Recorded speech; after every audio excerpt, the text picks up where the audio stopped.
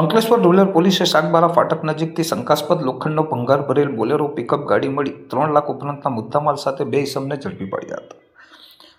ભરૂચ જિલ્લામાં થતી ચોરીઓને અટકાવવા તથા મિલકત સંબંધી ગુનાઓમાં નિયંત્રણ લાવવાના ઉદ્દેશથી જિલ્લા પોલીસને અસરકારક પેટ્રોલિંગ રાખવા તથા મળશોધાયેલા ચોરીના ગુનાઓ શોધી કાઢવા ઉપલી અધિકારીઓની સૂચના અન્વયે police inspector H G. Gohil Ankleshwar rural police સ્ટેશનનાઓના માર્ગદર્શન હેઠળ પોલીસની ટીમ બનાવી પોલીસ સ્ટેશન વિસ્તારના દડાલ શાકબારા ફાટક વિસ્તારમાં પેટ્રોલિંગમાં હતા. તે દરમિયાન પોલીસને બાતમી મળી હતી કે એક બોલેરો પિકઅપ ગાડી કે જેનો રજિસ્ટ્રેશન નંબર GJ16AW4296 માં શંકાસ્પદ લોખંડનો ભંગાર ભરેલ છે અને ગાડી ઝઘડિયા રૂટથી અંકલેશ્વર તરફ જનાર છે.